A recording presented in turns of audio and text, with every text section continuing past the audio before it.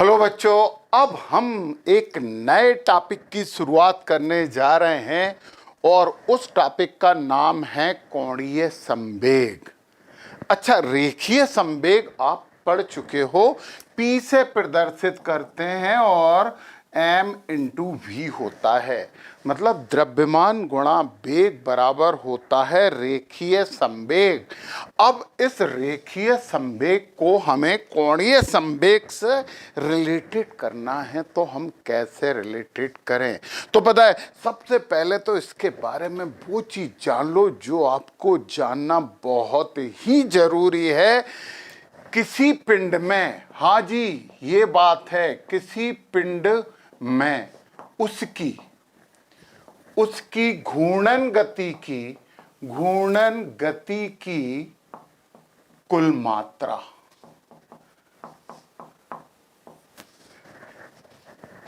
किसी पिंड में उसके घूर्णन गति की कुल मात्रा, कि वो कितनी घूर्णन गति कर रहा है, घूर्णन गति की कुल मात्रा ही कोणीय संवेग कहलाती है, कोणीय संवेग कहलाती है। चलिए, पहली बात हमने कोणीय संवेग के बारे में समझी कि किसी पिंड में उसकी घूर्णन गति की कुल मात्रा ही कोणीय संवेग कहलाती है, पर समझ तो नहीं आई। क्या मतलब इसका गति की मात्रा का क्या मतलब है, ये हमें नहीं समझ में आया। चलो कोई बात नहीं, अपन पहले देखें तो और आगे क्या लिख सकते हैं, इसकी माप कैसे करते हैं, तो माप से शायद थोड़ा सा समझ में आए। इसकी माप रेखीय संवेग, इसकी माप रेखीय संवेग तथा घूर्णन अक्ष से। अच्छा, घूर्णन अक्ष के बारे में तो आप लोग वो सब जानते हो जो आपको जानना चाहिए, क्योंकि घूर्णन अक्ष बदलता है तो ये घूर्णी गति में भी गड़बड़ होती है।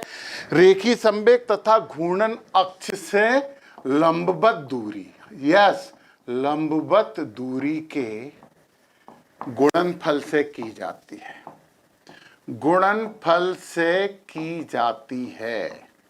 ठीक है भैया, की जाती है तो ठीक है, मतलब हम यहां पे लिख सकते हैं कि कोणीय संवेग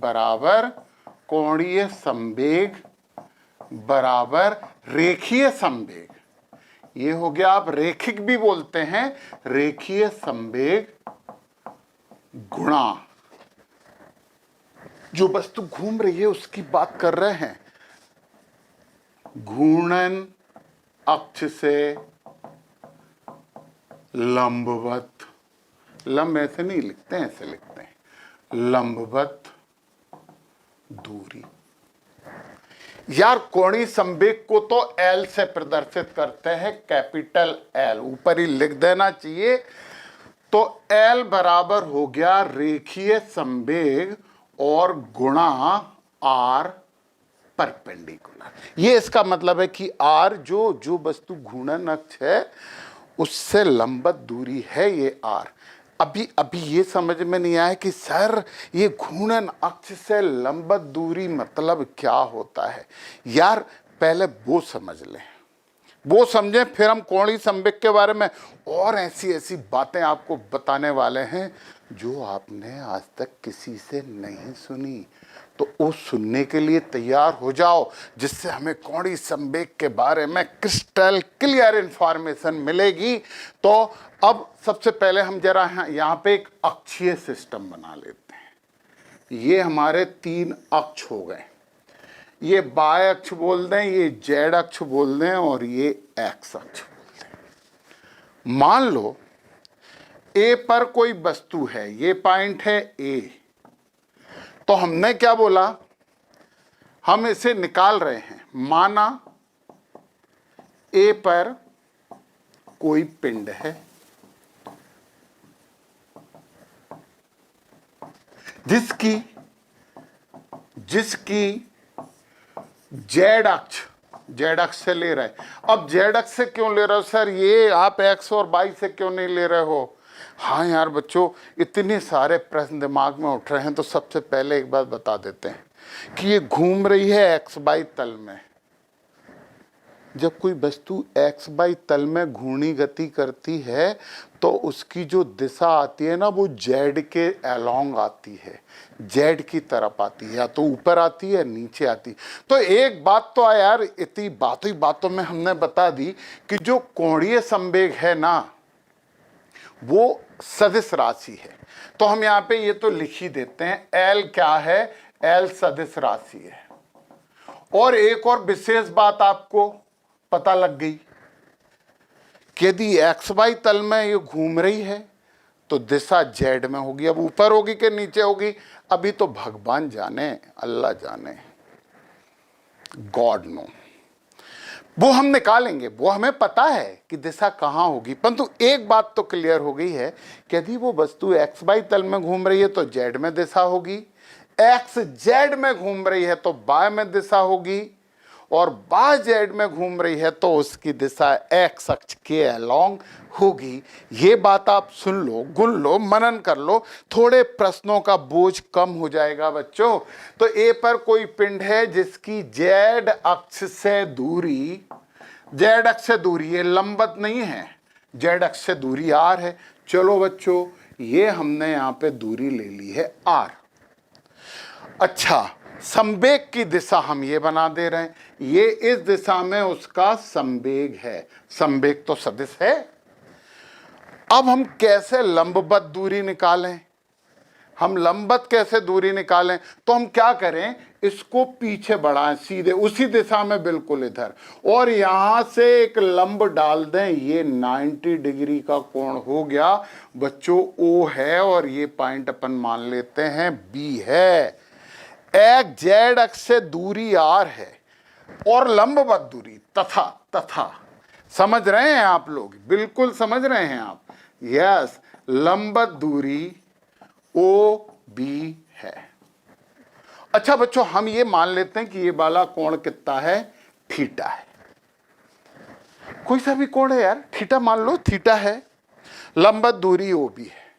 तो ये परिभाषा से कोणीय संवेग मतलब L बराबर रेखीय संवेग मतलब P हो गया, और गुणा करेंगे तो लंबवत दूरी हो गई OB। आपको बड़ी रहस्यमय चीज पता चलने वाली है और मजा आ जाएगा देखना। लंबवत दूरी कितनी हो गई, OB। ये है लंबवत दूरी, ये इस दिशा में जा रहा था, तो हमें यहां से लंबवत दूरी चाहिए। जेड अक्ष से घूर्णी अक्ष जेड है, क्योंकि यदि एक्स वाई में घूमेगा तो जेड घूर्णन अक्ष होने वाला है उसका, तो ये वाली लंबवत दूरी है। अब जरा देखो तो ये अपन इक्वेशन नंबर फर्स्ट मान लेते हैं हमेशा की तरह, और अपन क्या कर लेते हैं बच्चों, त्रिभुज ले लेते हैं O B P. A P तो संवेग है यार, सर सोचा तो करो थोड़ा सा, इसमें देखना तो जरा साइन थीटा क्या होगा, साइन थीटा, कोण के सामने की भुजा लंब, बड़ी भुजा कर्ण, लंब हो गया ओबी, और कर्ण देख लो जरा डायग्राम में आर हो गया, तो ओ बी बराबर हो जाएगा आर साइन थीटा। ये इक्वेशन नंबर सेकंड, और हमने फर्स्ट और सेकंड दोनों उपयोग में ले आए, और ओ बी की जगह अपन ने लिख दिया आर साइन थीटा। तो एल बराबर पी गुणा आर साइन थीटा हो। अब L बराबर P गुणा आर साइन, सर दोबारा एक ही बात लिखी है यार, तुम्हें पता है सदिश गुणनफल, सदिश गुणनफल अधिक से समझो, सदिश गुणनफल अलग से इससी बात नहीं हो रही। A vector cross B vector बराबर हो जाएगा A into B sine theta, दोनों के बीच का कोण। यार P into R sine theta है, इसका मतलब क्या है, इसका मतलब ये है कि P into R sine theta का मतलब हो जाएगा P वेक्टर गुणा आर वेक्टर। मतलब हम इसे लिख सकते हैं L सदिश बराबर P सदिश क्रॉस लगा के आर सदिश। लो ये हमारे पास आ गया, आर लंबवत दूरी है। तो बड़ी इंपॉर्टेंट बात है, इसका एक और फार्मूला बना है, आपको पता है P बराबर क्या होता है, P बराबर MB होता है, रख दो इसमें, तो L बराबर हो जाएगा P की जगह M V क्रॉस आर। यार इसे ऐसे भी लिख सकते हो, एम बाहर ले लो, बी क्रॉस आर। आर बेग के लंबवत है, तो अपन यहां पे लंबवत जब ये नहीं लिखेंगे तो लंबवत लिख देंगे। अब आपको समझ में आया, अब आपको समझ में आया। देखो वहां हम रेखी संवेग क्यों पढ़ते थे? रेखी संवेग इसलिए हमें पढ़ना पड़ा कि अलग अलग द्रव्यमान वाली वस्तुओं को समान वेग प्राप्त करने के लिए अलग अलग ऊर्जा की जरूरत पड़ती है। यार बिल्कुल वैसे ही अलग अलग द्रव्यमान वाली घूर्णी गति करते हुए पिंड को अलग अलग ऊर्जा की जरूरत पड़ेगी। वो सही ऊर्जा, वो माइक्रोस्कोपिक कैलकुलेशन, वो सच्ची जानकारी देने के लिए हमें जरूरत पड़ती है कोणीय संवेग की। सुनो सुनो सुनो, जैसे मैं यहां पे मैं घूर्णन गति कर रहा हूं, तुम सही कह रहे हैं, तुम यहां खड़े होकर घूर्णन गति कर रहे हो। यार मेरा वजन तो 105 किलो है और तुम्हारा वजन तो 60 किलो है, 40 से 70 के बीच में है। यार तुम्हें कम मेहनत करनी पड़ रही है ना, क्योंकि तुम 70 किलो वजन घुमा रहे हो, 40 किलो वजन घुमा रहे हो, 50 किलो वजन घुमा रहे हो। मुझे तो 105 किलो घुमाना है, तो केवल घूर्णी गति से काम नहीं चलेगा। पता करना पड़ेगा कि जो पिंड घूर्णन गति कर रहा है उसका द्रव्यमान कितना है। ये आया, ये द्रव्यमान के बाद वेग और घूर्णन अक्ष भी इंपॉर्टेंट है, क्योंकि मैं यहीं पे खड़े होकर गति कर रहा हूं तो कम ताकत लग रही है, और मैं ऐसे ऐसे कर रहा हूं, अब आप देखो ऐसे ऐसे तो ज्यादा ताकत लग रही है। तो आर पे भी निर्भर करते हैं। तो बच्चों कोणीय संवेग को हम एक और बड़ा नाम दे सकते हैं। कोणीय संवेग को हम पता क्या बोल सकते हैं?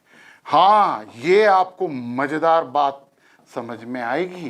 कोणीय संवेग को बोलते हैं संवेग का संवेग। कोणीय संवेग का मतलब संवेग का संवेग। जब हम किसी संवेग का संवेग निकालते हैं तो कोणीय संवेग कहते हैं। और सरल सी बात बताएं, सीधी रेखा में चलती हुई वस्तु का संवेग संवेग होता है, घूर्णन गति करती हुई वस्तु के संवेग को कोणीय संवेग कहते हैं। कोई स्पेशल बात है क्या? ये बड़े प्रश्न उठ रहे थे यार दिमाग में। प्रश्न तो अब भी उठ रहा है कि सर दिशा की बात तो आपने कर दी है, परंतु आपने बताई नहीं कि वो दिशा कहां होगी। अब हम इसकी बात करते हैं। पी की दिशा इस तरफ है, आप सीधा हाथ लो, जिस तरफ दिशा हो उस तरफ उंगलियों को मोड़ दो। ये मोड़ दिया, इस तरफ थी ना दिशा, ये यहां पे आपने उंगलियों को ऐसे मोड़ा, अंगूठा जिस दिशा में होगा वो ही दिशा होगी। तो थम्स अप रूल कहते हैं इसे, है ना, सीधे हाथ का नियम। अरे ये सीधे हाथ का नियम तो क्रॉस प्रोडक्ट यानी कि सदिश, दो सदिशों का सदिश गुणनफल में भी यही लगता है। पहले की तरह से दूसरे की तरफ घुमा दो, पहले की तरफ से वी है ना, वी की दिशा से आर की दिशा घुमा दिया तो ये निकला। मतलब यहां पे इसकी जो दिशा होगी वो ऊपर होगी, के कैप दिशा। और मान लो ये इस तरफ चल रहा होता तो ये तो दिशा नीचे होती। तो घूर्णी गति कितनी बार पढ़ चुके हो? लिख रहे हैं, चिंता मत करो। घूर्णी गति क्लॉकवाइज, CW का मतलब तो सब बच्चे हमारे समझ गए हैं। क्लॉकवाइज मतलब घड़ी की दिशा, घड़ी की दिशा, घड़ी की दिशा में है तो वो नीचे की तरफ, अंदर की तरफ होगी। घड़ी की दिशा में यदि है तो अंदर की तरफ है। दिशा कैसी आएगी इसकी? ऋणात्मक। लो यार, ऐसे है तो ऐसी। घड़ी की दिशा ये है ना, ठक ठक ठक ठक ठक ठक, अंदर की तरफ ऋणात्मक। मतलब हम बोर्ड की बात कर लें ना, कर लें दो यार, हम बोर्ड की बात कर लेते हैं। बोर्ड पे अंदर की तरफ, बोर्ड पर अंदर की तरफ। अरे ये है दिशा ऐसी, तो ये बोर्ड पे अंदर की तरफ हो गई। और यदि वो घड़ी की दिशा के विपरीत है, वो जगह कहाँ है लिखने की, ACW हो। एंटी क्लॉकवाइज, घड़ी की विपरीत दिशा, घड़ी की विपरीत दिशा, और घड़ी की विपरीत दिशा हो तो धनात्मक बोलेंगे दिशा को। ऐसे बड़े आ की मात्रा लगाते हैं क्या, छोटे की लगाते हैं, धनात्मक दिशा। मतलब ये यदि ये है तो इससे बोर्ड से ऊपर की ओर, देख लो, देखो देखो, ये ठक, ये ठक, इधर आ गई, इधर आ गई। सीधा हाथ, वो एक बहुत पुराने जमाने में एक मूवी आई थी बच्चों, उस मूवी का नाम था अपने हाथ जगन्नाथ। तो ये जो सीधा हाथ है ना, जितने भी सदिश गुणनफल वाली चीज होंगी उन सब की दिशा ये हाथ बता देगा। बस उंगली को उस तरफ मोड़ना है, पूरी उंगलियों को एक साथ, जिस तरफ वो चल रही है। वो ऐसी चल रही है तो ऐसा मोड़ा, दिशा अंदर, और वो यदि इधर चल रही है तो अपन ऐसा हाथ करना पड़ेगा, ऐसे, दिशा बाहर, क्योंकि अपन ऐसे तो मोड़ नहीं सकते, उंगली तो जिधर मुड़ेंगी उधर ही मोड़ना है। हाँ, नहीं तो बोलो सर ऐसे मोड़ दे, तोड़ना नहीं है, मोड़ना है। ये बात समझो आप। यस, समझ रहे हो ना, समझ में आ रही है। ये यदि इधर घूम रही है तो ऐसे मुड़ गया, परंतु यदि ऐसी घूम रही है इस तरफ तो क्या ऐसे मुड़ेंगे, नहीं, अपन ऐसा हाथ करेंगे और ऐसे मुड़ेंगे। समझ गए? तो दिशा अंगूठा वाली होगी। तो सदिश राशि है, दिशा भी समझ में आ गई, V और R एक दूसरे के लंबवत हैं, ये बात भी समझ में आ गई, क्योंकि हम उस दूरी का गुणा करते हैं, घूर्णन से वो दूरी होती है और लंबवत दूरी होती है। इंपॉर्टेंट बात है, और इंपॉर्टेंट बात को समझ लेना चाहिए, और हमें मालूम है कि आप समझ चुके हो। तो यार चलो अपन इसकी इकाइयां तो निकाल लें। तो सदिश राशि तो हो ही गई, ठीक है। तो अब इकाई निकालो, विमीय सूत्र निकालो। तो कोणीय संवेग की इकाई, कोणीय संवेग L is equal to P गुणा R परपेंडिकुलर है ना, अभी दिशा में सा नहीं लगा रहे हैं, सदिश है, इकाइयां निकाल रहे हैं। इकाइयों में क्या बिगड़ता, सदिश हो या अदिश हो या प्रदिश हो या कुछ भी हो। P को M भी लिख दो, A बराबर हो जाएगा, P की जगह लिख रहे हैं M into V into R। Okay, अब M की होती है kg, V की होती है मीटर पर सेकेंड और R की होती है मीटर। तो ये इसकी दिशाएं हो गई, kg मीटर स्क्वायर दिशाएं हो गई इसकी इकाई हो गई, सर हर कुछ बोल देते हो आप बीच बीच में। kg मीटर स्क्वायर पर सेकेंड इसकी SI, system of international D unit, ये SI इकाई थी, kg मीटर स्क्वायर पर सेकेंड। यार विमीय सूत्र भी तो निकाल लो। अब हम यहाँ पे बात करते हैं इसके विमीय सूत्र की, विमीय सूत्र की। M का विमीय सूत्र है कैपिटल M, B का विमीय सूत्र है LT-1 और R का विमीय सूत्र है L। सॉल्व कर दो तो ये हो जाएगा ml स्क्वायर T-1, ये इसका विमीय सूत्र हो गया। तो कोणीय संवेग एक सदिश राशि होती है, इसका विमीय सूत्र ml स्क्वायर T-1 होता है, इसकी इकाई kg मीटर स्क्वायर पर सेकेंड होती है, और किसी पिंड में उसकी घूर्णन गति की कुल मात्रा को कोणीय संवेग कहते हैं। मात्रा द्रव्यमान पर निर्भर करती है तो हमने संवेग ले लिया, क्योंकि संवेग भी तो द्रव्यमान पर निर्भर करता है।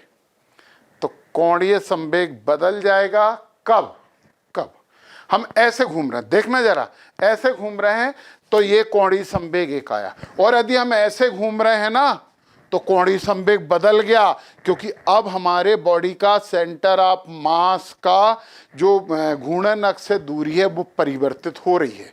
हम ऐसे घूमने लगे तो भी कोणीय संवेग बदल, इसकी बात अपन करेंगे, इसको भी नहीं छोड़ेंगे। तो वो गुड़िया नहीं आती, छोटी गुड़िया बच्चे खेलते हैं उससे, वो सीधी घूमती रहती है, फिर एक बटन दबा दो तो ऐसे घूमने लगती है, फिर एक बटन दबा दो तो ऐसे हाथ करके, हर बार हर बार कोणीय संवेग बदलेगा? स्थिति बदली है ना, द्रव्यमान तो नहीं बदला, परंतु दूरी बदल रही है ना। ये बात तो इंपॉर्टेंट है और ये बात तो हम करने वाले हैं।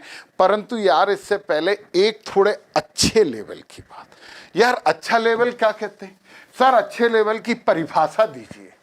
अच्छा लेवल वो होता है जो सामान्यतः किताबों में नहीं दिया जाता, परंतु उसे जो प्रतियोगिता परीक्षा वाले शिक्षक होते हैं वो ढूंढ के निकालते हैं और बच्चों से पूछते हैं। उनकी भावना पे आप मत जाना। उनकी भावना ये नहीं होती कि बच्चा आंसर नहीं दे पाए। उनकी भावना ये होती है कि बच्चे को सब कुछ आता है क्या। हम कार्तीय निर्देशांक की बात कर रहे हैं। हमने क्या बोला था? हमने बोला था कि यदि एक्स वाई प्लेन में वो घूमती है तो दिशा जेड में होती। मतलब एक्स वाई प्लेन है तो दिशा क्या हो गई? Z plus minus. यदि वाई जेड प्लेन है तो ये एक्स प्लस माइनस, और यदि एक्स जेड प्लेन है तो Y plus minus. Plus minus अब आप निकाल लोगे। इतनी बात तो आप समझते हो, जानते हो और बता सकते हो किसी को। ऐसे ऐसे बोलते हैं तो क्या बोलते हैं? इसे हकलाना बोलते हैं। हकलाने की बात नहीं है यहाँ पे बिल्कुल भी। हमें आता है तो कभी कभी ऐसा है तो उसमें संगीत भी आ जाता है कई बार। तो कार्तीय निर्देशांक की बात कर रहे हैं। कार्तीय निर्देशांक की बात यदि हम कर रहे हैं, मान लो हम यहाँ पे एक इंपॉर्टेंट बात करते हैं कार्तीय निर्देशांक में कि हमारे पास L क्या है? L सदिश बराबर, L सदिश है R vector cross P vector. यही बिंदु मान लो P। तो R के जो निर्देशांक है ना वो अपन एक्स वाई मान लें, क्योंकि ये एक्स वाई प्लेन की बात हो रही है। और P के निर्देशांक जो मानेंगे वो अपन मान लेते हैं पी एक्स पी वाई। माने रखो यहाँ पे सदिश है, याद रखना, भूल मत जाना।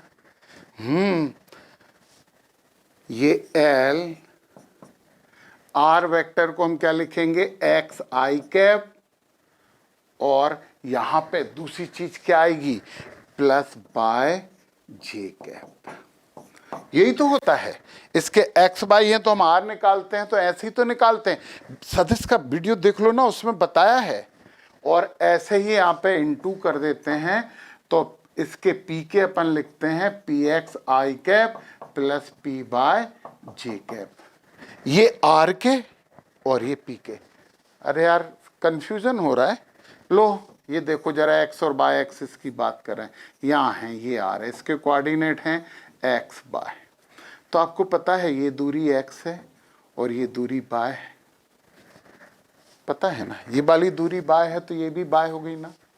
तो आपको पता है आर सदिश बराबर एक्स सदिश प्लस बाय सदिश हो जाएगा। त्रिभुज नियम, योग का त्रिभुज नियम कैसे भूल सकते हो? यदि आपने सदिश वाला आपने वीडियो नहीं देखा है भैया, पहले जाके सदिश वाला वीडियो देखो तभी आगे पढ़ना, नहीं तो फिजिक्स आगे नहीं होती, साफ हो जाती है। तो सदिश का वीडियो है ना, इससे पहले जरूर देखो, ध्यान से देखो। नहीं आएगा वेक्टर, नहीं हो देखोगे सदिश तो ये कुछ नहीं होने वाले हैं। हाँ पूरा ध्यान से देखना A to Z। तो ये अब इसका सदिश गुणनफल भी करते हैं। पता है एक्स आई कैप का एक्स आई कैप में गुणा करेंगे पी एक्स आई कैप में तो जीरो आएगा।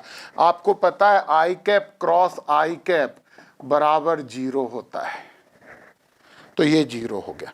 फिर एक्स आई कैप और पी बाय आई कैप जे कैप, यदि हम यहाँ पे करें आई कैप क्रॉस जे कैप तो पता है ये क्या आता है? के कैप। हमने भी बोला के कैप का मतलब जेड अक्ष की दिशा। तो लिखो, तो एल सदिश बराबर हमारे पास क्या आ गया? एक्स और पी बाय, और ये के कैप। तीसरा बाय कैप जे कैप और पी एक्स आई कैप। जे कैप और आई कैप में यदि गुणा करते हैं ना, जे कैप क्रॉस आई कैप, तो ये माइनस के कैप आता है बच्चों। तो माइनस साइन लगा ही दो यहाँ पे, तो आपका बाय पी एक्स के कैप और बाय जे कैप और P by J cap. J cap का यदि आपस में डॉट प्रोडक्ट करेंगे ना तो जीरो आएगा। देख लो ना यार, देख लो ना भैया, अपने भविष्य के नाम पे सदिश का वीडियो जरूर देख लो ताकि ये सब बहुत सरल हो जाए। ये आया तो एल सदिश बराबर क्या आ गया, x P by minus by P x के कैप कहाँ गया, यहां आ गया, ये आया। ये आपका एक्स वाई प्लेन में था, एल एक्स बोल दो इसे। अब आप बताओ जरा, एल बाई बोलोगे तो क्या लिखोगे। सिमिलरली यदि हम एल बाई की बात करेंगे तो Z P by minus by है ना, तो आपका एक्स था, यहाँ पे जेड था और यहाँ पे जैसे हमने पहले एक्स पी बाय लेके आए थे ना, जेड पी एक्स होगा, पी एक्स होगा बच्चों, और यहाँ एक्स पी जेड हो जाएगा और यहाँ पे हो जाएगा के कैप, और ऐसे ही एल जेड निकालेंगे। एल जेड की बात करेंगे तो ये हो जाएगा x P by minus, minus की बात करें तो बाय पी एक्स हो जाएगा, बाय पी एक्स, और ये हो जाएगा के। सब सदिश हैं।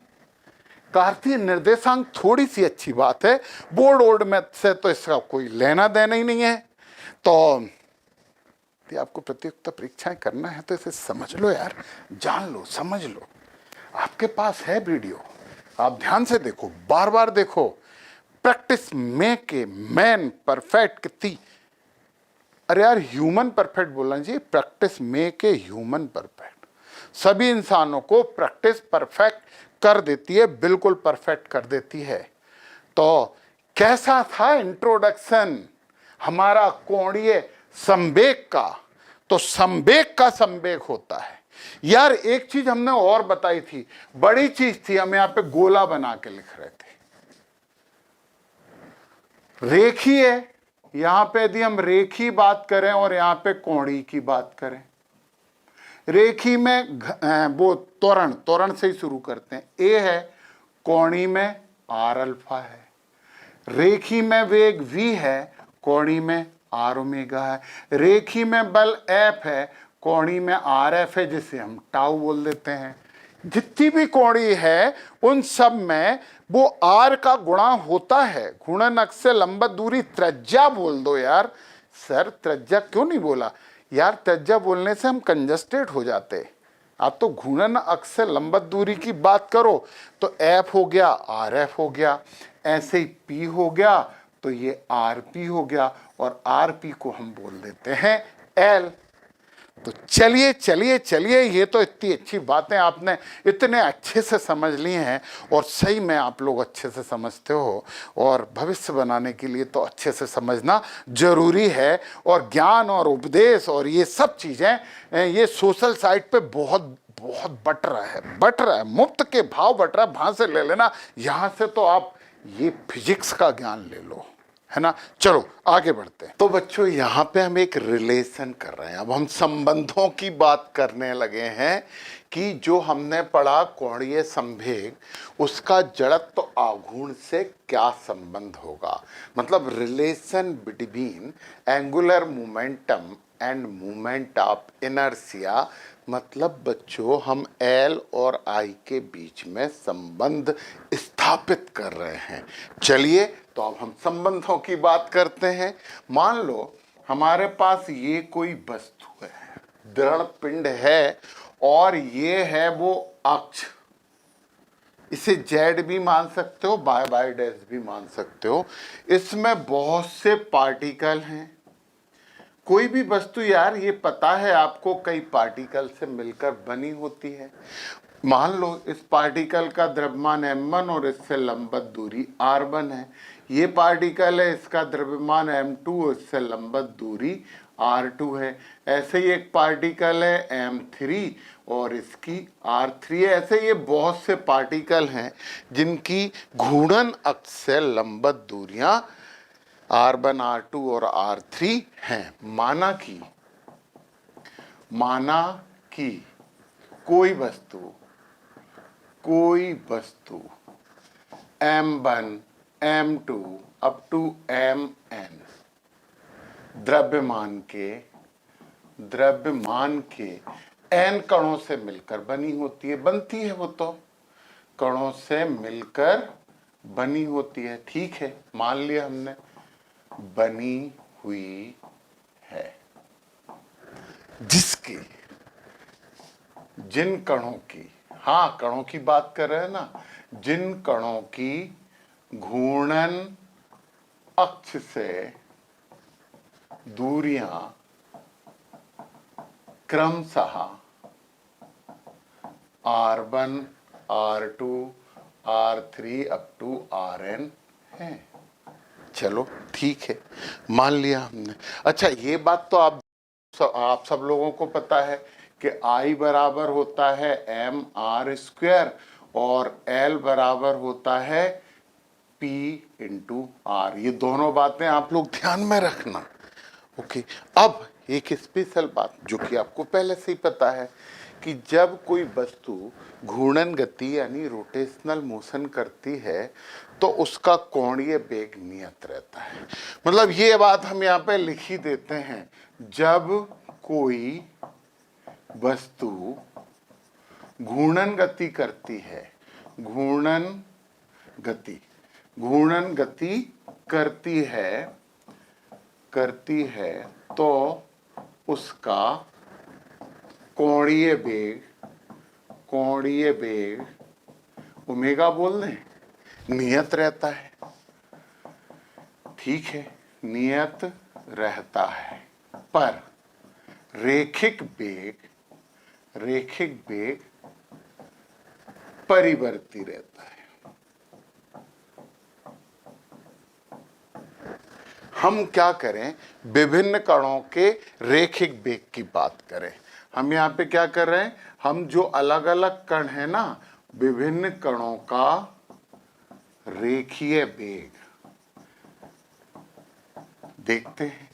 v1 एक पहले कण है m1, तो बराबर क्या हो जाएगा, देखिए बच्चों, रैखिक वेग बराबर कोणीय वेग गुणा उस कण की घूर्णन अक्ष से दूरी, तो ये हो जाएगा r1 इंटू ओमेगा। ऐसे यदि हम v2 लिखें तो v2 बराबर क्या हो जाएगा, r2 इंटू ओमेगा। ऐसे ही करके यदि हम vn लिखें तो ये हो जाएगा rn इंटू ओमेगा। ओमेगा तो कोणीय वेग है और कोणीय वेग तो नियत रहता है, ये बात तो आप लोग जानते ही हैं। तो ये विभिन्न कणों के ये वेग हो गए। अच्छा, हम यहाँ पे और करें, विभिन्न कणों के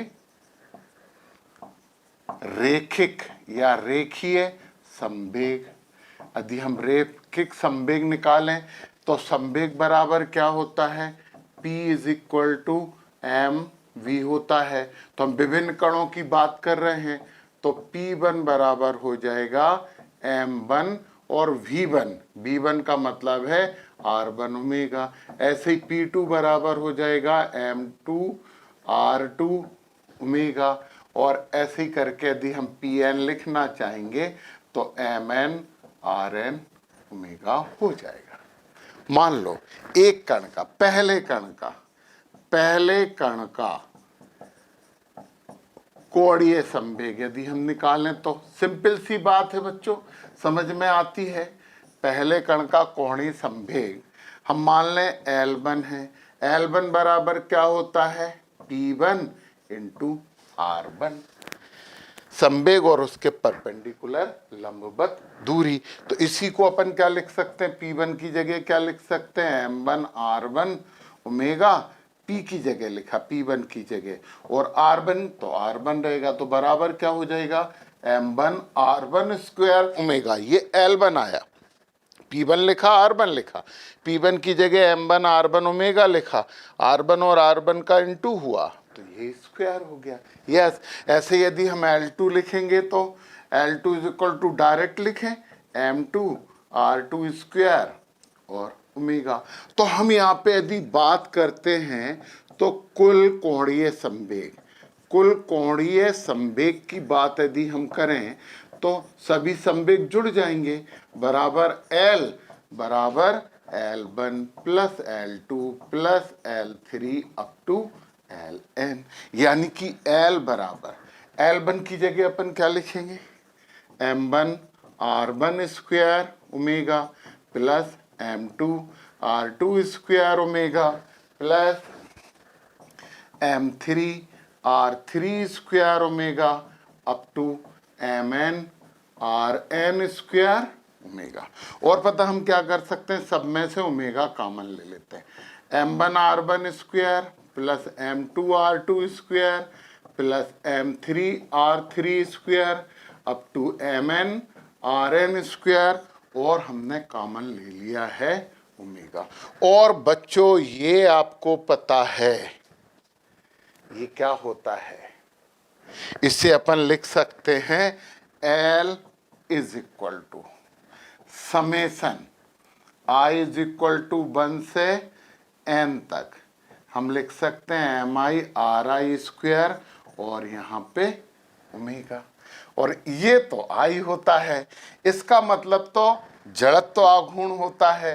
तो हमारे पास क्या आ गया, इसी को यहाँ पे लिखें L is equal to I omega. ये है संबंध कोणीय संवेग और जड़त्व आघूर्ण के बीच। तो आपको जड़त्व आघूर्ण का एक और फार्मूला मिल गया, I बराबर L अपान ओमेगा। यानी क्या बोलेंगे, जड़त्व आघूर्ण की एक नई परिभाषा सुन लो, प्रति एकांक कोणीय वेग का कोणीय संवेग ही जड़त्व आघूर्ण कहलाता है। यूनिक, विलक्षण, स्पेशल परिभाषा, प्रति एकांक कोणीय वेग का कोणीय संवेग जड़त्व आघूर्ण कहलाता है। यार बच्चों नोट करना चाहिए ये वाली बात। और ये रिलेशन तो बहुत इंपॉर्टेंट है, ये रिलेशन तो हमें यहाँ पे लिख ही देते हैं, L is equal to I omega. हमें ऐसे करना चाहिए, हमें इस मेथड से करना चाहिए।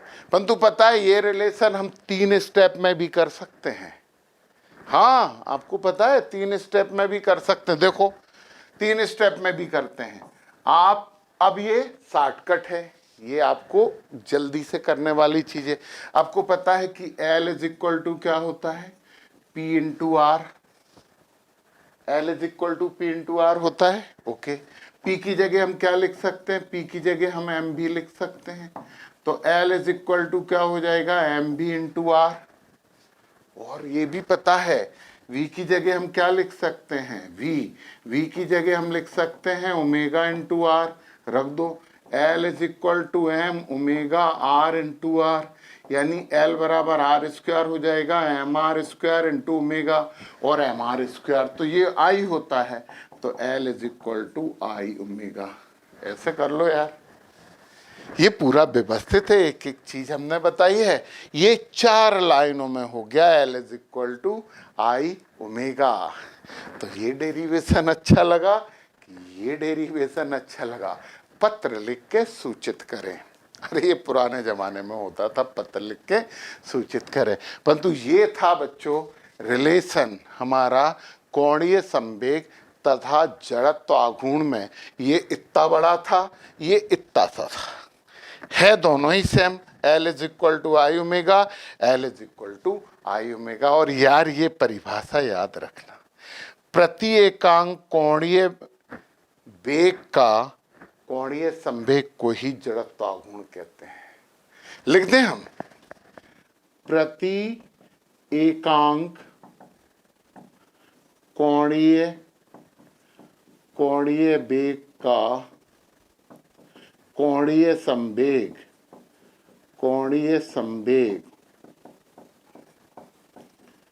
जड़त्व आघूर्ण कहलाता है।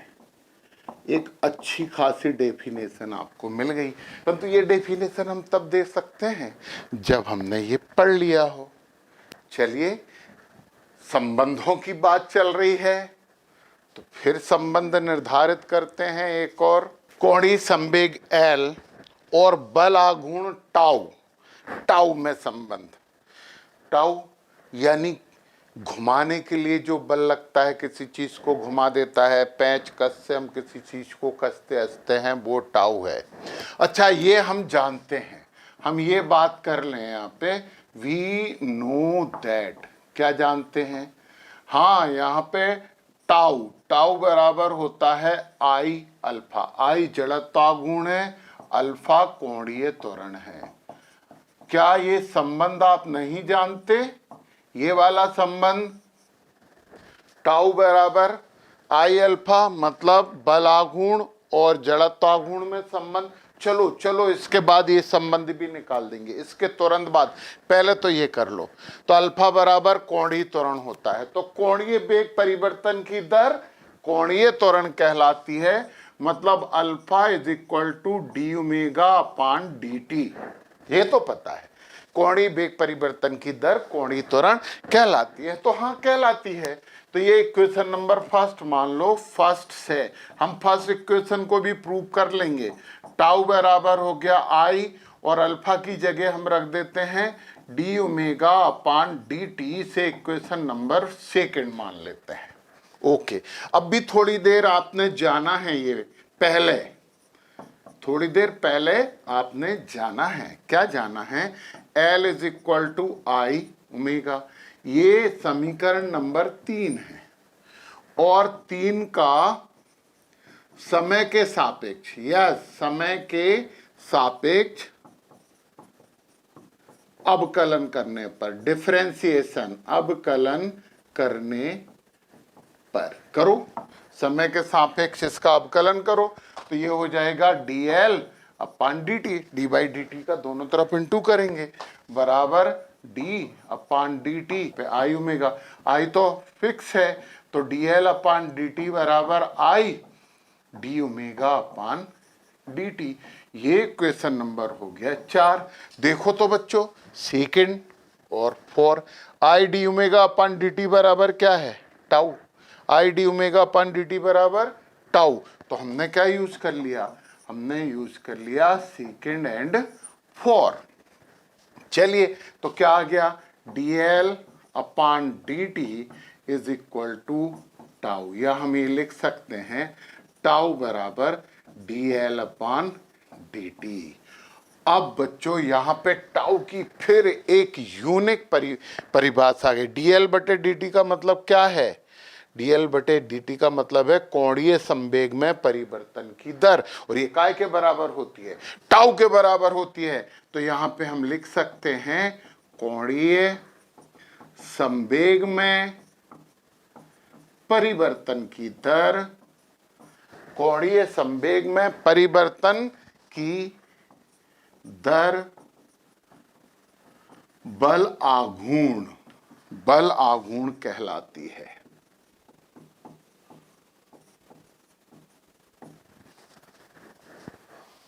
यस, अब अच्छा, अपन बात करें एक और चीज। यहाँ पे एक छोटी सी चीज पढ़ते हैं हम। यहाँ पे बात करते हैं कोणीय संवेग संरक्षण का सिद्धांत। बहुत इंपॉर्टेंट बात है, परंतु यही समझ में आएगा। टॉपिक नया है, परंतु ये निकाला है ना, तो क्या बोलेंगे, इसका मतलब क्या है, सुनो समझो, फिर ये भी प्रूव करेंगे कि बल आघूर्ण, ये हम बाह्य बल बोल दें, बाह्य बल ऐसे लिख देते हैं, बाह्य बल की अनुपस्थिति में। यार, बाह्य बल ही तो बल आघूर्ण होता है, परंतु बस इस बाह्य बल का काम क्या होता है? घुमा देना होता है। जो घुमा देता है बाहर वाला बल किसी को, उसे बल आघूर्ण बोलते हैं। बाह्य बल की अनुपस्थिति में कुल कोणीय संवेग नियत रहता है। चलो इसे प्रूव करते हैं। हमें पता है, यहां पे हम ऐसा लिख सकते हैं, we know that tau is equal to क्या हो गया? dl अपान dt। बाह्य बल नहीं है, बल आघूर्ण नहीं है, तो 0। इसका मतलब है dl बटे dt बराबर 0। और यार समय के सापेक्ष यदि हम कोणीय संवेग का अवकलन कर रहे हैं, शून्य आ रहा है, इसका मतलब वो नियत है, क्योंकि जो नियत होता है उसी की परिवर्तन की दर तो 0 होती है। dl अपन dt क्या है? ये है परिवर्तन की दर, और परिवर्तन की दर नहीं हो रही है क्योंकि 0 आ रहा है। dl बटे dt बराबर 0, परिवर्तन नहीं हो रहा है, तो परिवर्तन नहीं हो रहा है, इसका मतलब L बराबर नियतांक। तो बाह्य बल नहीं था, टाउ बराबर 0, क्योंकि बाह्य बल नहीं था, तो dl बटे dt बराबर 0 आ गया। तो किसी का भी अवकलन 0 आता है तो किसका आता है? किसका आता है बताओ? किसका आता है बताओ? सर सर सर कैसे बताएं? हाँ बताओ कि किसका 0 आता है? जो नियत रहता है, क्योंकि अवकलन तो परिवर्तन की दर निकालता है, और परिवर्तन की दर शून्य हो गई, मतलब परिवर्तन नहीं हो रहा। किसके परिवर्तन की दर निकाल रहा है? ये लिखा है कोणीय संवेग में परिवर्तन की दर बलाघूर्ण कहलाती है। तो dl अपन dt परिवर्तन की दर है, और ये शून्य आ रहा है, यानी कि परिवर्तन नहीं हो रहा है, यानी कि L क्या है? नियत है। हैंस प्रूव्ड, ये हमारा सिद्ध भी हो गया है। तो ये एक और चीज, अब हमने आपसे वादा किया था कि टाउ और आई का रिलेशन भी हम यहाँ पे करेंगे। तो चलिए टाउ और आई यानी कि बलाघूर्ण और जड़त्वाघूर्ण में संबंध स्थापित करते हैं। चलिए बच्चों, आई और टाउ इनमें फिर संबंध स्थापित करते हैं। तो अभी अपना जो काम चल रहा है वो संबंध बनाने का काम चल रहा है। तो आप थोड़ी देर को वीडियो को बोल सकते हैं संबंध.com। आपको पता है, आप हम यहाँ लिखते जरूर है वी नो दैट, परंतु सही बात तो है कि यू नो दैट, आप जानते हो कि tau is equal to F into R. ये इक्वेशन नंबर अपन फर्स्ट बोल देते हैं। बल और जो अपना मोमेंटम आर होता है, आर्म होती है, उसके पूरी लंबाई होती है। बहुत डिटेल से हम डिस्कस कर चुके हैं, इसलिए कोई टेंशन नहीं है। अब हम फिर ऐसे ही बोलेंगे, फिर ये भी हम जानते हैं we know that F is equal to M A. और वस्तु क्या करती है? वस्तु घूर्णी गति करती है, या टार्क लगेगा तो घूर्णी गति कर रही है, घूर्णी गति कर रही है। और जो घूर्णी गति है वो कितनी है? ओमेगा। और उसका घूर्णी त्वरण, मतलब अपन बोले तो कोणीय त्वरण हम मान लेते हैं, कोणीय त्वरण बराबर है अल्फा। और सबको पता है कि A is equal to R alpha होता है। इसे इक्वेशन नंबर 2 मान लो, इसे इक्वेशन नंबर 3 मान लो यार, A का मान इसमें रख दो। हम यूज कर रहे हैं सेकेंड एंड थर्ड। A का मान यहाँ रख दिया, रख रहे ना, तो F इज इक्वल टू हो जाएगा M, और A की जगह हमने क्या रख दिया? R into alpha. अल्फा कोणीय त्वरण है। ये इक्वेशन नंबर 4 हो गया। अब हम समीकरण 1 व 4 उपयोग में ले आए। समीकरण 1 और 4, तो टाउ बराबर हो जाएगा, ये एफ का मान यहाँ पे रख दो, ये हो जाएगा एम आर अल्फा, और ये वाला आर तो लिखा रहेगा। तो टाउ बराबर क्या हो गया? आर का आर में इंटू किया, एम आर स्क्वायर अल्फा। और आपको पता है यार, एम आर स्क्वायर बराबर आई होता है, तो टाउ बराबर हो जाएगा आई अल्फा। अब सुनना, ये हमने एक कण के लिए कर ली, बहुत से कणों के लिए करेंगे तो m1 plus m2 plus m3 ऐसे हो जाएगा। सामान्य सी चीज है, कोई प्रॉब्लम नहीं है यहाँ पे, है ना। तो टाउ और आई में ये संबंध होता है, यानी बलाघूर्ण बराबर होता है जड़त्वाघूर्ण और कोणीय त्वरण के गुणनफल के। एक नई नई परिभाषाएं यहाँ पे आ जाती हैं और ये बड़ा काम देती हैं। ये रिलेशन आपके लिए बहुत मायने रखते हैं। रिलेशन का काम अभी खत्म नहीं होगा। अब अपन रिलेशन निकालने वाले हैं। किस किस का? यस, कोणीय संवेग तो हमारा चल ही रहा है, कोणीय संवेग।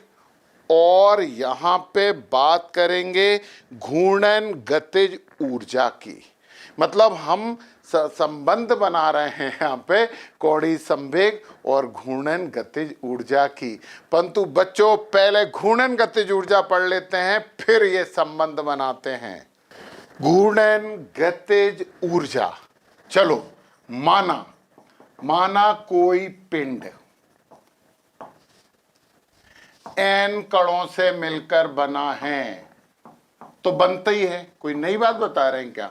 मिलकर बना है, जिनके द्रव्यमान क्रमशः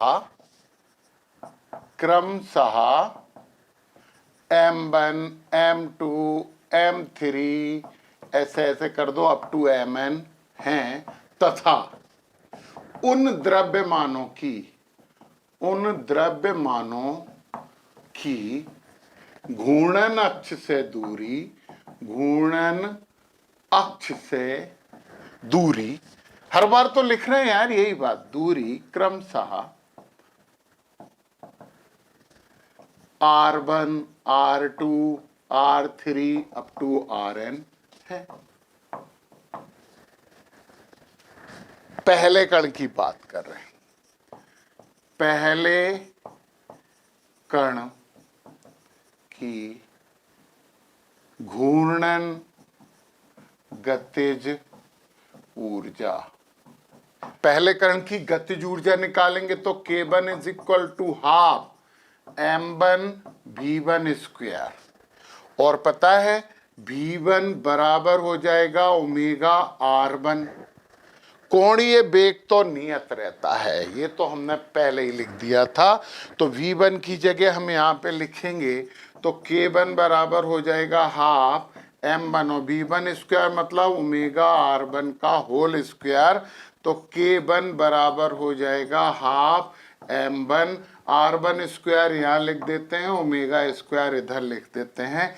ये हमारी एक कण की आई, और हम कुल गतिज ऊर्जा, ये घूर्णी गतिज ऊर्जा है, कुल गतिज ऊर्जा सभी कणों की, यहां पे बात काय की होगी? सभी कणों की। तो यहां पे हो जाएगा K बराबर K1 plus K2 plus K3 up to Kn, सभी कणों की निकालना है ना हमें। चलो तो K बराबर क्या हो जाएगी? K1 की जगह क्या लिखेंगे? Half m1 r1 square omega square. K2 की जगह ये बदल जाएगा, हाफ तो रह गई m2 r2 square omega square. K3 नहीं लिख के सीधा अपन लिख देते हैं Kn का, तो half mn rn square omega square. इसमें से हाफ और ओमेगा स्क्वायर कॉमन ले सकते हैं, तो K बराबर हमने ले लिया हाफ ओमेगा स्क्वायर, बचा क्या? m1 r1 square plus m2 r2 square plus mn rn square, ये बचा। और ये तो आपको पता है, इसे अपन समेशन के फॉर्म में लिख सकते हैं। तो ये घूर्णी गतिज ऊर्जा आ रही है 1/2 ओमेगा स्क्वायर, इसे हम लिख सकते हैं summation I is equal to 1 से m, तो mi ri स्क्वायर। और यार बच्चों ये तो जड़त्व आघूर्ण होता है, ये तो आप बचपन से ही जानते हो, छोटे छोटे थे तब जानते थे। छोटे छोटे कब थे? जब हम जड़त्व आघूर्ण पढ़ रहे थे तब की बात कर रहे हैं। तो ये काहे के बराबर हो जाएगा? ये हो जाएगा 1/2 ओमेगा स्क्वायर, और इसकी जगह अपन क्या लिख देंगे? आई। रीअरेंज कर दो, K is equal to 1/2 I omega square. ये होती है घूर्णी गतिज ऊर्जा, जानी इसे समझिए आप। Yes, K is equal to half I omega square. Sir आपको जब किसी की आवाज उतारना नहीं आती तो आप उतारते ही क्यों हो? कोशिश करने वालों की हार नहीं होती, तो कोशिश करते रहना चाहिए। यस, तो K is equal to half I omega square क्यों पढ़ा था हमने ये? अरे हमें L और इस के में संबंध निकालना था, इसलिए पढ़ा था। चलो तो करते हैं संबंध स्थापित। यस, कौड़ी संवेग तथा घूर्णन अति गतिज ऊर्जा में संबंध, मतलब हम एल तथा के, घूर्णन गतिज ऊर्जा बोल रहे हैं अपन, यहाँ पे के घूर्णन के आर बोल दें, के आर बोल दे रहे हैं रोटेशनल। हाँ यार, के गतिज ऊर्जा लिखते हैं, के आर बोल दे रहे हैं। एल तथा के आर में संबंध हम निकाल रहे हैं, और अब भी एल हमने के आर निकाल दिया है कि आप जानते हो, वी नो दैट, ये आपको पढ़ना है कि हमें मालूम है कि के आर बराबर क्या होता है, half I omega square.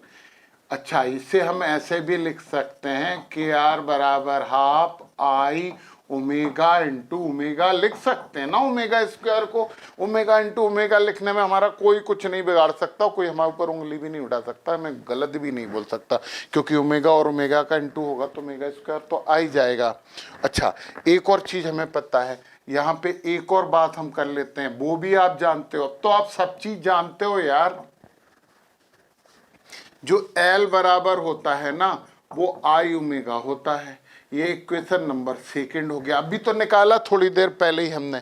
I omega की जगह अपन L नहीं लिख सकते, तो लिख दो ना। तो हमने क्या किया, यूज फर्स्ट एंड सेकंड, तो के आर इज इक्वल टू हो जाएगा हाफ आई ओमेगा की जगह हमने लिख दिया L इंटू ओमेगा। 2 को इधर ले आओ, 2 के आर बराबर एल ओमेगा, तो एल बराबर हो जाएगा 2 के आर अपान ओमेगा। ये है संबंध। यस, बहुत संबंधों की बात कर ली है, संबंधों को मेंटेन तो करना चाहिए, क्योंकि इस दुनिया में सबसे अच्छी चीज जो होती है वो होते हैं आपसी संबंध। और हमने यहाँ पे किस किस चीज में संबंध निकाला, हमने एल, एल दो बार क्यों लिख रहे हैं, टाउ, आई, के आर, इन सब में आपस में संबंध स्थापित करके कुछ नए नए फार्मूले प्राप्त किए, कुछ नई नई डेफिनेशन प्राप्त की है। तो ये संबंधों की घड़ी थी जो कि अब हमारी पूर्णता को प्राप्ति कर गई है। तो फैक्ट है कि अब हमें अगला टॉपिक तो पढ़ना पड़ेगा। तो चलिए बच्चों, हम कोणीय संवेग के बारे में एक और बहुत इंपॉर्टेंट टॉपिक डिस्कस करते हैं, और इस टॉपिक के बाद कोणीय संवेग के बारे में जो बची खुची जानकारी है वो भी आपको पूरी मिल जाएगी।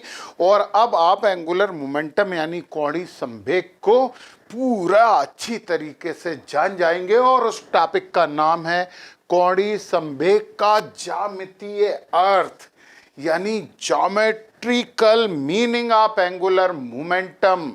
तो ज्यामिति क्या कहती है कोणीय संवेग के बारे में। तो सबसे पहले हम एक काम करते हैं, यहाँ पे वो जरा अक्षीय सिस्टम तो बना लेते हैं, और ये हमारा हो गया आपका बाय अक्ष, ये एक्स हो गया और ये जेड हो गया, अपन ऐसा ऐसा कर देते हैं, और ये मूल बिंदु हो गया ओरिजिन। आपको पता है कि सरफेस कितने होते हैं, प्लेन कितने होते हैं, तल कितने होते हैं, 3 तल होते हैं। 3 बोलोगे सर 6 होते हैं, नहीं 3 ही होते हैं, और 3 उनके नेगेटिव होते हैं। कौन कौन से 3 होते हैं, एक्स बाय, एक्स जेड और बाय जेड, ये 3 तल होते हैं केवल। और फिर इनके नेगेटिव हो जाते हैं minus X by, minus X Z और माइनस बाय जेड, तो 6 हो जाते हैं। आप जिस कमरे में बैठ के पढ़ा, यदि आप कमरे में बैठ के नहीं पढ़ो तो कमरे में जाइए, कमरे में आप जिस जगह पे खड़े हैं, यानी कि हम फर्श की बात कर रहे हैं, तो फर्श हो गया आपका एक्स बाई तल, ये एक्स और ये बाय, ये फर्श आपका एक्स बाई तल हो गया। आपके पीछे की दिशा जो मेरा बोर्ड है वो एक्स जेड तल है, ये एक्स और ये जेड, ये वाला एक्स जेड तल है जिस पे आप खड़े हैं या बैठे हैं, वो एक्स बाई तल है। और आपके राइट साइड देखिए, ये बाय जेड तल है, 3 तल हो गए। अब इसका उल्टा माइनस, इसका ऊपर छत माइनस, इसका सामने माइनस। तो होते तो तीन तल हैं और तीन उनके माइनस होते हैं। अच्छा, एक बात और कि जो कोणीय संवेग है ना, वो कोणीय संवेग एक सदिश राशि है। इसकी दिशा निश्चित होती है। यदि कण एक्स वाई तल में गति कर रहा है, एक्स वाई में, तो दिशा जेड पे होगी। जेड प्लस हो सकता है या जेड माइनस भी हो सकता है, परंतु किसी भी हालत में दिशा जेड होगी। क्यों? क्योंकि यदि वो ऐसी गति कर रहा है, ऐसे करते हैं, ये तल में चली, ये हमारी उंगली कहां चलती है? तल में, और ये बताता है उसकी दिशा। देखो यहां देखो, ये एक्स वाई प्लेन हो गया, ये एक्स जेड प्लेन हो गया, ये बाई जेड प्लेन हो गया। हमने ये तीन प्लेन बनाए हैं और तीन इनके माइनस यानी कि 6 हो जाते हैं। 3D बना नहीं सकते यहाँ पे, तो बता तो सकते हैं कि ये पूरा एक्स वाई प्लेन है। यदि कोई कण यहाँ पे गति कर रहा है घूर्णी, तो इसकी दिशा या तो ऊपर होगी या फिर जमीन के अंदर नीचे होने वाली है। तो बच्चों, हम यहाँ पे एक मान लेते हैं कि माना कोई कण, माना कोई कण जिसका द्रव्यमान, मान रहे हैं ना हम, ये जिसका द्रव्यमान अपन यहां से 2 कर लेते हैं यहां पे, जिसका द्रव्यमान m है तथा वह कण एक्स बाई तल में घूर्णी गति कर रहा है। ओके, एक्स वाई तल में वो घूर्णी गति कर रहा है, ठीक है, तो दिशा तो जेड में होगी। मान लो घूर्णी गति कर रहा है और वह बिंदु P पर स्थित है।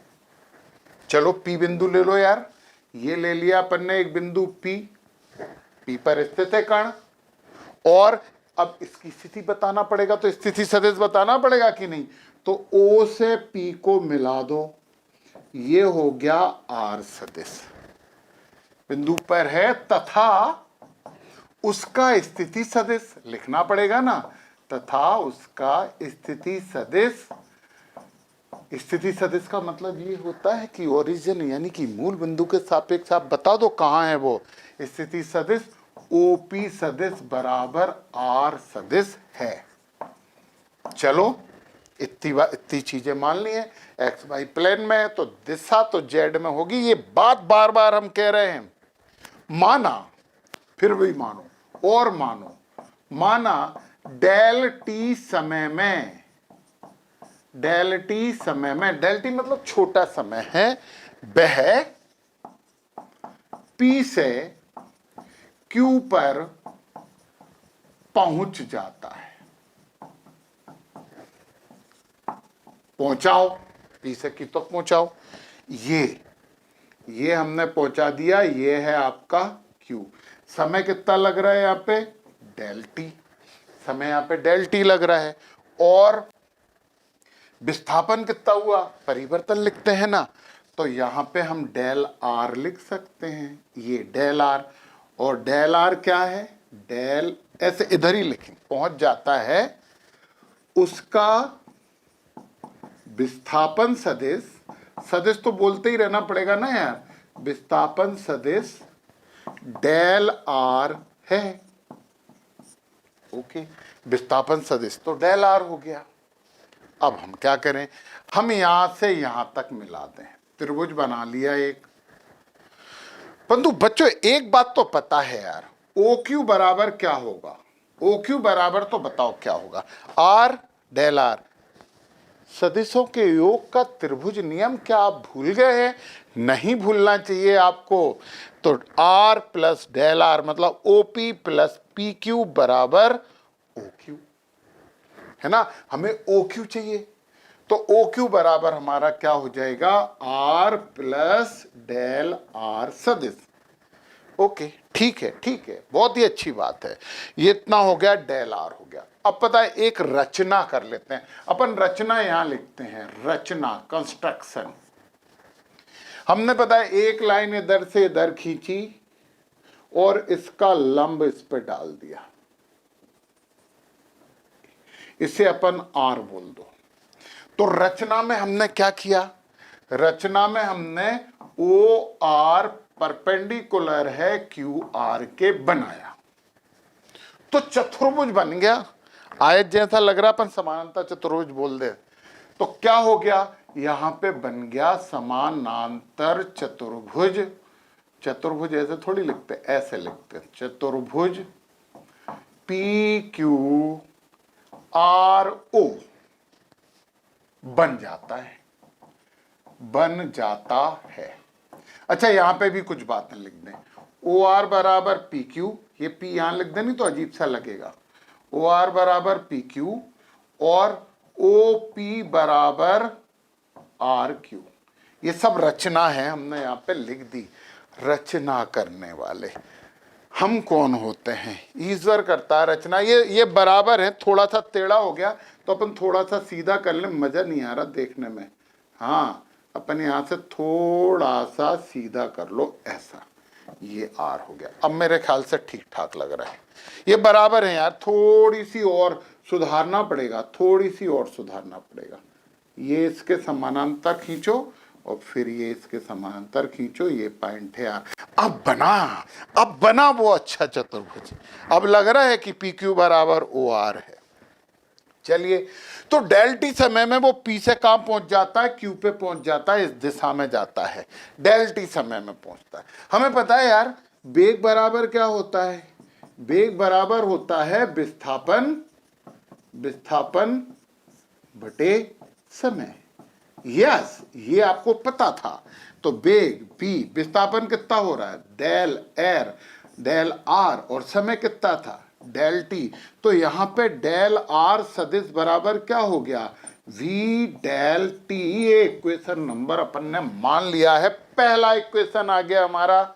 Yes it is the first equation. अब आप देखिए हमें तो कोणीय संवेग, कोणीय संवेग का क्या निकालना है, हमें तो कोणीय संवेग का ज्यामिति निकालनी है कि ज्यामिति क्या कह रही है यार कोणीय संवेग के बारे में। हाँ अब आप चतुर्भुज ले लो, चतुर्भुज अपन ने ले लिया कौन सा ओ पी क्यू आर, इसका क्षेत्रफल बराबर क्या होगा बताओ तो, इसका क्षेत्रफल क्या होगा, इसका क्षेत्रफल होगा लंबाई गुणित चौड़ाई। आमने सामने की भुजाएं बराबर हैं, कोण 90 के हैं, लंबाई ओपी चौड़ाई डेल आर, मतलब ये हो जाएगा R into del are.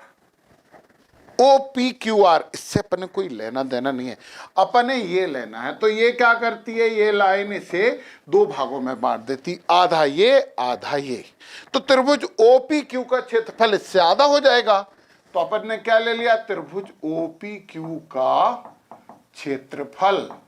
Yes क्षेत्रफल लेते हैं और इस चतुर्भुज का जस्ट हाफ ये तो आधा हो जाएगा। ऊपर वाला तो अपन ने बनाया है ना, ऊपर वाले ने नहीं बनाया, अपन ने बनाया, अपन ने बनाया ये। तो ओपीक्यू का क्षेत्रफल बराबर डेल ए। ये कौन सा क्षेत्रफल आ रहा है, वो क्षेत्रफल आ रहा है जितनी देर में वो यहां से यहां पहुंचा, स्वेप आउट हुआ है, ऐसे चला। वो क्षेत्रफल बराबर डेल ए बराबर इसका आधा कर दो 1/r सदिश इंटू डेल आर सदिश। ये इक्वेशन नंबर आप 2 मान लो, 1 से डेल आर का मान रख दो इसमें, 1 और 2 हमने इक्वेशन कौन से यूज कर लिए, फर्स्ट एंड सेकंड। ये 2 इक्वेशन हम यूज करते हैं, और यूज तो होते ही हैं, इक्वेशन तो बनते ही यूज होने के लिए हैं। डेल ए सदिश बराबर 1/2 r सदिश गुणा डेल आर सदिश की जगह अपन लिख सकते हैं v सदिश इंटू डेल टी, लिख सकते हैं तो लिख दिया। ये इक्वेशन नंबर 3। आपको पता है इक्वेशन मान लिया तो फिर उसका यूज होगा, बड़ा यूज करते हैं अपन इक्वेशन का। We know that, you know that, we know that, क्या नो, P बराबर होता है m इंटू वी।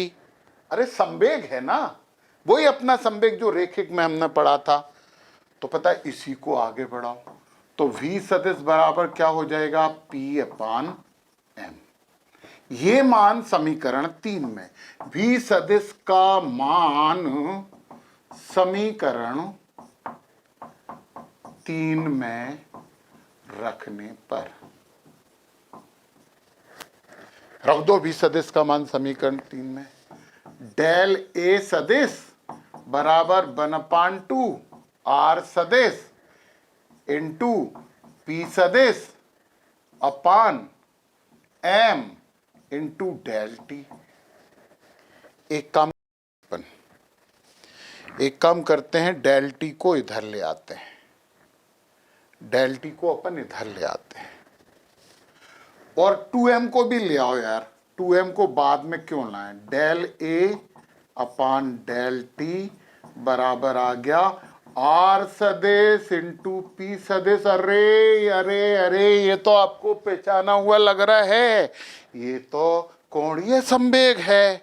यस, हाँ, कोणीय संवेग तो यही है ना, एल बराबर आर सदिश और पी सदिश। आगे पीछे लिख सकते हैं, ऊपर नीचे हो सकती है, अपन ने दिशा की बात तो की नहीं है।